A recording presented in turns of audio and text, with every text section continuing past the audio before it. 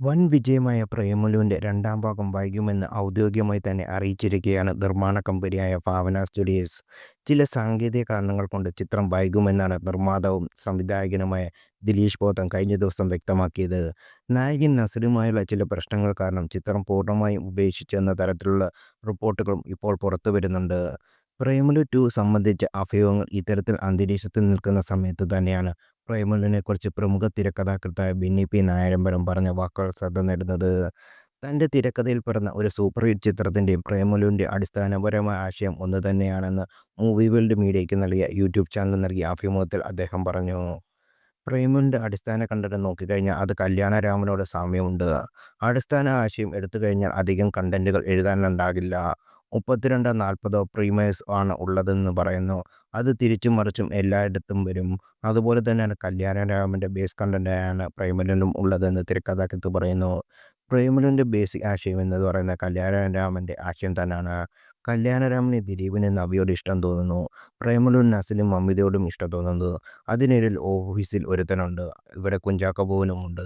ഇവർ തമ്മിലൊരു ഈഗോ. കുഞ്ചാക്കോ ബോബൻ കൊണ്ടുപോകുമോ എന്ന ആശങ്കയിൽ അവനെ തോൽപ്പിക്കാൻ വേണ്ടി ഡാൻസ് ചെയ്യുന്നു. പ്രേമലുവിനും അവർ തമ്മിൽ കല്യാണത്തിന് അവിടെ അടക്കം മത്സരമുണ്ട്. അതായത് ബേസിക് കണ്ടന്റ് അതാണ്.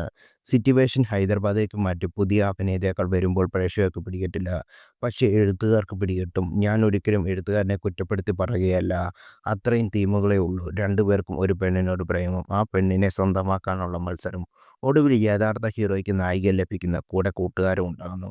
അതാണ് ബേസ് തീം. അതാണ് എന്ന് ബെന്നി പി നായരമ്പലം പറയുന്നു.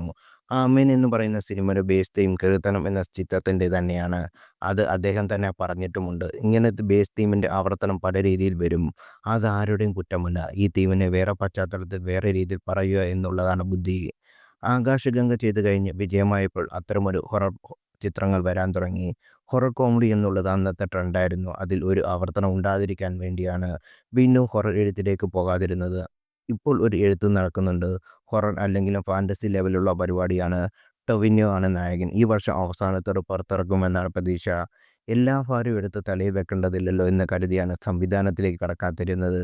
എഴുത്തുകാരൻ എന്ന നിലയിൽ തന്നെ ഒരുപാട് പണിയുണ്ട്. സംവിധാനൻ്റെ മേലങ്കി അണിയാൻ പണ്ടേ തോന്നിയിട്ടില്ല. ചില പടങ്ങളൊക്കെ അഭിനയിക്കുന്നുമുണ്ട്. അതാകുമ്പോൾ ടെൻഷൻ കുറവുണ്ടെന്നും അദ്ദേഹം കൂട്ടിച്ചേർത്തു.